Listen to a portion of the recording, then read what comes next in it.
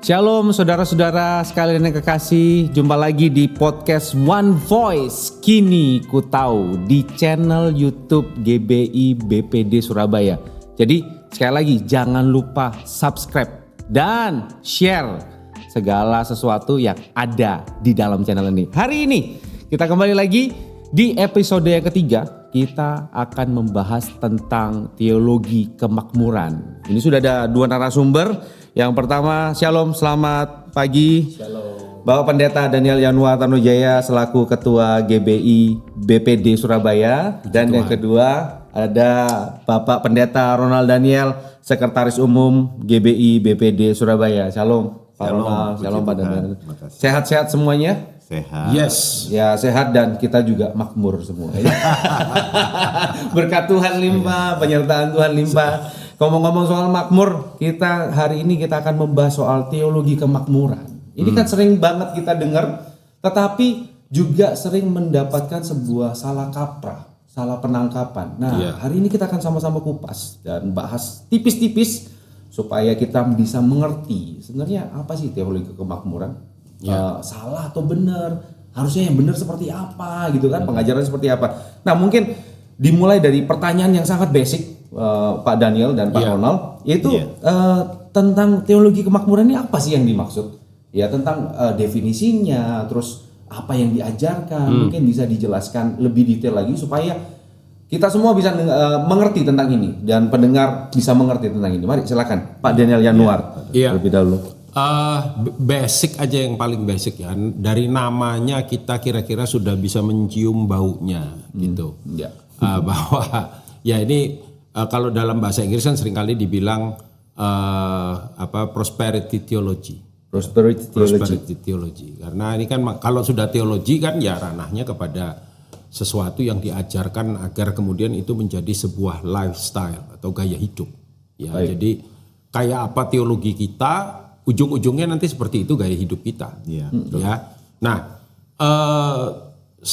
kalau saya boleh mendefinisikan simpel aja. Jadi sesuai dengan namanya, maka teologi ini adalah teologi yang fokus ya kepada keberkatan. Nah, kita seringkali tahu bahwa berkat secara komplit itu ya berkat rohani, jiwani, jasmani. Nah, yang satu ini fokusnya lebih kepada jasmani, yang nantinya ada pengaruhnya nggak terhadap jiwani? Pasti, ya kan? Ya orang kalau duitnya banyak ya pasti ya hati senang, kan gitu loh. Dan itu nanti juga pasti ada hubungannya sama hati juga, ya kan? Di mana hartamu berada, di situ hatimu. Hatimu. Jadi kenapa kemudian ini jadi sebuah seperti duri dalam daging, mungkin ini istilah terlalu keras ya. Ya, karena kemudian nanti hati kita kan akhirnya arahnya ke keadaan prosper, gitu. Keadaan yang sekalipun ada ayat loh itu, di mana tuh Yohanes yang bilang ya, aku mau roh jiwa tubuhmu itu prosper, baik-baik saja. Gitu. Tapi tidak berarti kemudian itu bisa kita pakai untuk mengaminkan hal ini. Jadi gampangannya definisinya apa? Ya teologi yang mengarahkan, mengajarkan, memberikan prinsip-prinsip agar hidup kita ini tidak miskin gitulah gampangnya. Tidak miskin. Yang enak gitu. Yang enak. Itu kata kuncinya ya dari Pak Daniel Yanuar. Kalau dari Pak Ronald Daniel gimana Pak tentang definisi dari teologi kemakmuran ini? Iya, teologi kemakmuran tadi seperti yang Pak Daniel ngomong, pada akhirnya ketika orang mengejar kenyamanan, ketika dia mengikuti sebuah gereja dan sebagainya, fokusnya berubah dari yang seharusnya Tuhan jadi ke arah kenyamanan itu sendiri, ke kemakmurannya malah yang dikejar. Kemudian hiduplah manusia ini dalam sebuah kehidupan yang kemudian bisa disebut kayak orang hedon gitu ya. Pendeta harus kaya, anak Tuhan harus kaya, dia harus punya segala fasilitas jadi, yang wow gitu. Pendeta sultan. Iya, pendetanya sultan gitu. Ini kan yang kemudian membuat kita melihat bahwa perkembangan rohani jemaat ini nggak sesuai dengan apa yang diharapkan sama Tuhan sih sebetulnya ya kan. perkembangan rohani kita itu harusnya makin dekat ke Tuhan, makin serupa Kristus, menghidupi apa yang Kristus hidupi, melakukan segala sesuatu sesuai keteladanannya. Tapi kita malah hidup mengejar itu gitu ya, mengejar kenyamanan, kemewahan, hidup seperti sultan gitu. Ya, kalau buat saya pribadi, teologi kemakmuran ini adalah sebuah kenyataan dari apa yang sudah pernah dituliskan atau dinubuatkan oleh Rasul Paulus ketika dia nulis surat 2 Timotius 4 ayat 3 sama 4 ya, bahwa nanti ada zamannya orang akan mengejar kesenangan, mengumpulkan pembicara yang menyenangkan telinga. Kan semua orang kepingin makmur. Semua orang kemakmuran itu sesuatu yang dikejar oleh semua manusia lah ya, pada umumnya begitu. Memang mengejar itu gitu. Dan kemudian dikasihlah semua yang menyenangkan telinga itu, dan kemudian akhirnya dikejarlah itu, diajarkanlah itu, dan kemudian banyak sekali yang minat, banyak sekali yang mau gabung. Karena apa? Karena memang manusia punya natur begitu gitu, secara alami kita suka yang namanya kemakmuran. Siapa di sini yang suka penderitaan? Iya. Tentu enggak, tapi dan kemudian itulah yang kemudian membuat gereja ini meleset. Jadi seperti apa yang Paulus katakan, ingatkan kepada Timotius, pada zaman akhir akan demikian, orang-orang yang lebih suka dongeng dan sebagainya. Dan kenyataannya itulah yang terjadi. Dan menurut saya teologi kemakmuran adalah sesuatu yang ya memang udah diprediksi sejak dulu, atau mungkin lebih tepat sudah dinubuatkan ya. Menarik sekali. Tadi ada saya tangkap satu statement dari Pak Ronald yang menurut saya ini kata kuncinya. Kalau saya simpulkan seperti ini, Pak Daniel dan Pak Ronald, ini dua Daniel. Makanya saya di belakang, Pak Daniel di depan. Kalau Pak Ronald di depan, ya Ronald Daniel, ini satu orang. Baik, gini, kembali lagi. Tadi saya menarik sekali, saya tangkap satu statement dari Pak Ronald mengatakan bahwa pada dasarnya setiap manusia itu pengen makmur, pengen hidup senang, dan saya kalau saya gabungkan dari statementnya Pak Daniel bahwa teologi kemakmuran itu adalah diajarkan bagaimana kita itu hidup nyaman, hidup makmur, bisa dapat berkat lah istilahnya. Bisa dapat berkat, bisa menikmati kelimpahan seperti itu kan. Kalau saya simpulkan seperti ini, setuju tidak Pak Daniel sama Pak Ronald? Kalau saya simpulkan bahwa berarti teologi kemakmuran itu berasal dari keinginan manusia yang dikembangkan dan dijadikan satu, dan kita mencari beberapa ayat-ayat tambahan yang mendukung bahwa oh ya Tuhan memberkati, Tuhan memberikan kelimpahan dan segala macam. Diawali dari keinginan manusia untuk hidup makmur. Seperti itu. Bagaimana kalau menurut Pak Daniel? Jadi kalau kita lihat sejarahnya ya, saya senang sejarah. Gitu. Kalau kita lihat sejarahnya kan sebetulnya kemunculan daripada prosperity theology itu Perang Dunia Kedua. Ya, jadi Perang Dunia itu kan menimbulkan banyak kesengsaraan.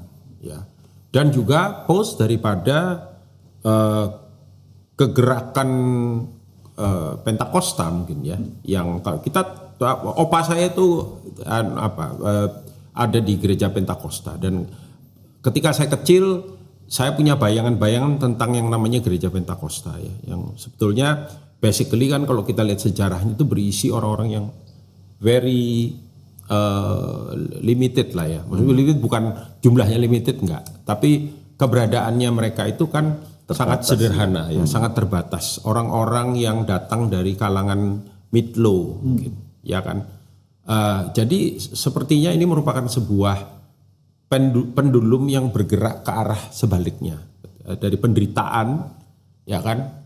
Karena kita juga pernah mengenal yang namanya teologi penderitaan, misalkan seringkali teologi salib itu orang bilang, ya kan. Lalu kemudian ya tadi Pak Ronald bilang yang namanya manusia tuh pengen hidupnya itu enak, ya. Dan sebenarnya kalau kita lihat Alkitab, bukan Tuhan kemudian suka kita menderita, dia Bapak yang baik.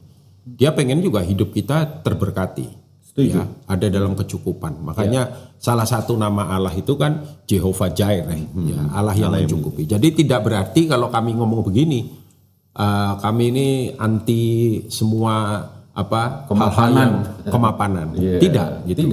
karena saya melihat salib itu kan balance ya, sebuah keseimbangan ya.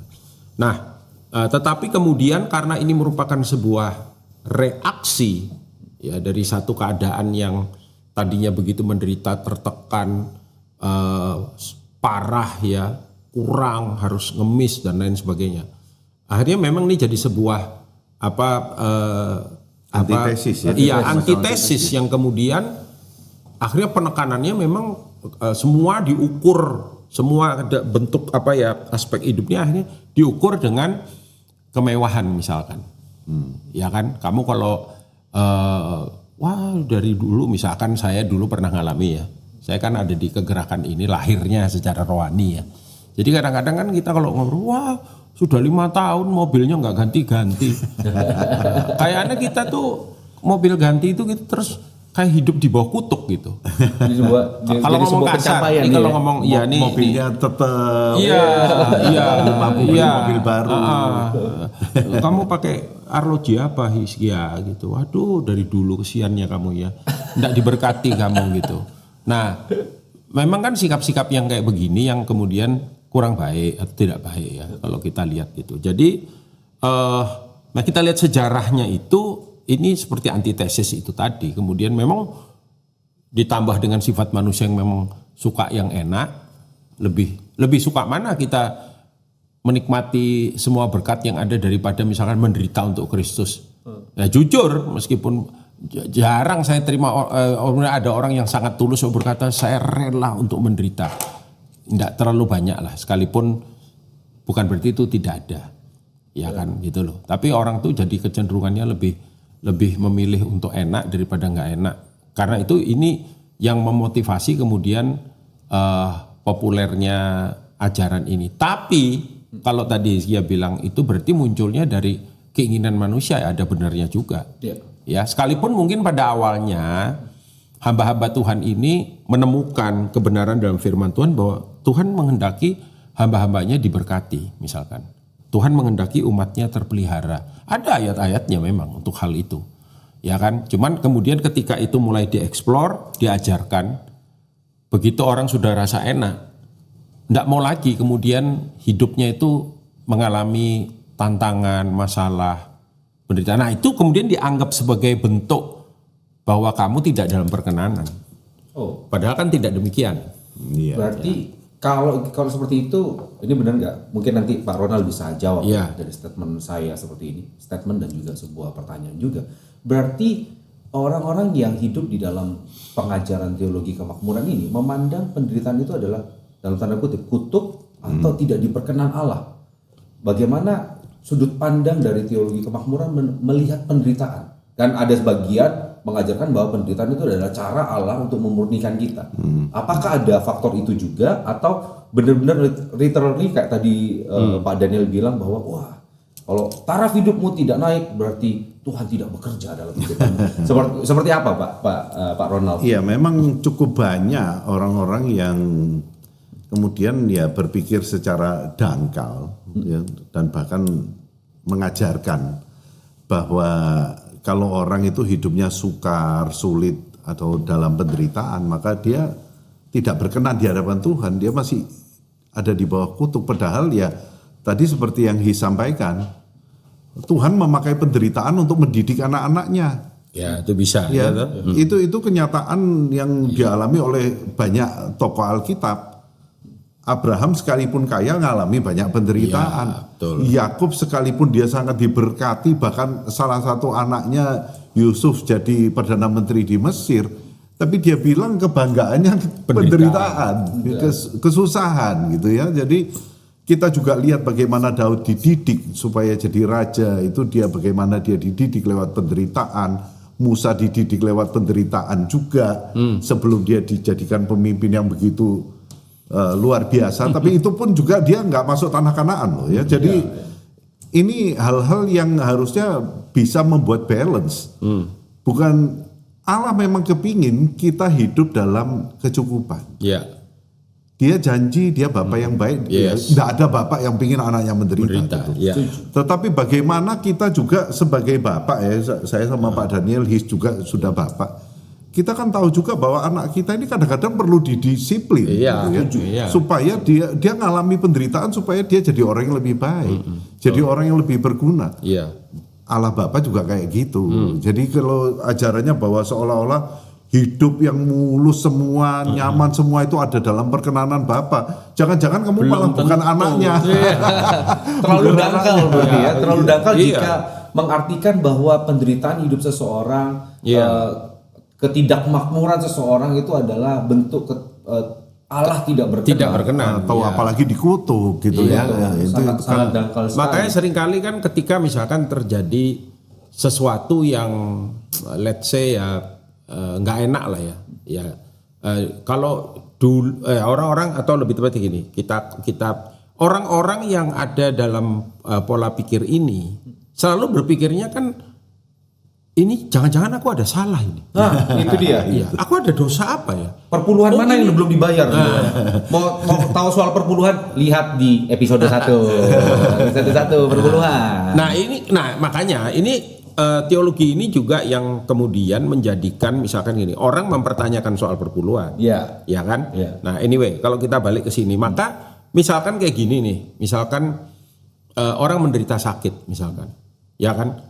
Terus biasanya kemudian aku ada dosa apa ya? Aku ada bolong apa ini sehingga kemudian iblis ada pijakan. Itu bisa terjadi, tapi tidak harus selalu demikian. Betul. Tapi yang pola pikir prosperity akan kebanyakan berpikirnya begitu. Oke. Jadi ini peperangan rohani nih. Maksudnya padahal mungkin ada hal-hal yang secara alami, prinsip yang kita langgar. Ya kan? Misalkan kita ya istirahatnya kurang, tidak melihara tubuh, olahraga atau cara makan yang benar, pola terlalu hidup banyak yang pelayanan. Iya, terlalu banyak pelayanan itu malah rohani kan kelihatannya, ya. Nah, tapi kemudian gara-gara itu dia menderita penyakit tertentu. Nah, jangan lupa bahwa begini, kita nih hidup di dunia yang mengalami kejatuhan. Dunia kita ini tidak sempurna. Iya. Setuju. Itu. Jadi kalau kita mencari semua itu yang hanya yang sempurna, apalagi menurut pola pikir prosperity maksudnya, kita akan banyak mengalami kekecewaan dan bahkan mungkin frustasi ketika kita mengukur. Sebab yang namanya kenyamanan, keenakan, kemewahan itu menurut saya nggak ada habisnya. Ya kan? Nggak ada habisnya gitu. Nah, makanya bisa memuaskan. Iya, nggak bisa pernah memuaskan puas kita. sebentar, nggak puas lagi. Iya, betul. Biasa. Apakah kemudian contoh ya, bisa nggak khotbah-khotbah prosperity ini kita khotbahkan misalkan di Korea Utara? Ya. Kan gitu. Artinya segala sesuatu tuh harus kita lihat dengan pola pikir yang balance dan ya truth, bener. Apakah kemudian kita, kalau kita menolak prosperity gospel, lalu tiap minggu kita khotbah tentang salib Kristus atau jalan penderitaan Via Dolorosa 1, 2, 3, ya kan? Enggak juga gitu. Jadi kan kehidupan itu kan dinamis ya, dan dengan segala macam aspek yang ada. As long as kemudian kita melihat sudut pandang kebenaran itu secara Alkitabiah kalau dibilang. Nah, Alkitab ngomong apa? Ada nggak kemakmuran di Alkitab? Ada. Ada nggak penderitaan? Ada. Ya. Ada nggak Alkitab ngomong yang istilahnya umur panjang, sejahtera? Ayatnya ada. Tapi ada nggak misalkan salib? Ada. Bahkan Yesus juga pernah bilang, kalau kamu tidak memikul salib dan mengikut aku. Nah, jadi yang hal-hal yang seperti ini yang harusnya jadi ukuran buat kita, ya kan? Jadi dari perbincangan kita tadi, dari pembahasan kita, yang menekankan bahwa dari teologi kemakmuran ini memandang bahwa penderitaan secara dangkalnya tadi ya, kita sudah sepakatin bersama bahwa secara dangkalnya melihat penderitaan itu bukan sebagai proses dari Allah, tapi sebagai dianggap nggak rohani lah kalau penderitaan. Berarti kalau kembali saya coba simpulkan ya dari penjelasan Pak Daniel dan Pak Ronald, jadi teologi kemakmuran ini mengajak orang untuk bertindak, melakukan segala sesuatu, melakukan kebenaran itu untuk mendapatkan sebuah hadiah. Iya. Iya. Bukan dikendalikan dan bukan didorong oleh rasa cinta sama Tuhan. Iya. Mengharapkan sebuah imbalan, Iya. bukan sebuah pengabdian seperti itu. Betul. Jadi berarti bisa disimpulkan bahwa tujuan utamanya adalah untuk diri sendiri, bukan Iya. untuk Tuhan. At the end akan seperti itu, iya. Egosentris Otomatis. banget. Egosentris, bukan kita kan harusnya kalau kita diberkati kita harus jadi berkat buat orang. Yes. Seperti Yusuf waktu di Mesir waktu dia jadi orang kedua. Yusuf bukan cuma jadi orang kaya, tapi dia jadi orang terkuat di bumi, Iya. mengalahkan Samson. Penguasa. Dia jadi mangku bumi, Pak. Berarti bumi dipangku. anyway, jadi ya seharusnya kan bagaimana sih ya seharusnya? Tadi kan ada beberapa statement dari Pak Daniel sama Pak Ronald juga mengatakan bahwa Allah adalah Bapa kita, menginginkan bahwa hidup kita ini berkecukupan. Iya. Ya kan, Dia memelihara kehidupan kita. Nah, seharusnya bagaimana sih menjelaskan dan mengajarkan ini kepada jemaat? Ya mungkin di sini ada hamba-hamba Tuhan juga dan ada jemaat-jemaat juga yang mungkin sudah pernah mendengarkan teologi kemakmuran yang memberikan tuntutan. Dan bagaimana sih seharusnya ini diajarkan antara penderitaan yang mendatangkan pengudusan, tetapi juga ada pemeliharaan Allah di dalamnya. Mungkin Pak Ronald bisa memberikan ini dan nanti ditambahin sama Pak Daniel. Iya. Secara pribadi saya sendiri bukan orang yang setuju dengan teologi kemakmuran, itu pasti ya, dan di GBI juga kita nggak mendukung yang seperti itu gitu ya. Dan menurut saya mengajarkan satu hidup yang balance, hidup yang seimbang, hidup yang jadi berkat buat orang lain, puas dan mengucap syukur dengan apa yang ada. Itu kan mendatangkan banyak kebahagiaan buat orang. Kalau orang bahagia dengan mengejar kekayaan saja dan kemudian kita melihat bagaimana dalam praktiknya.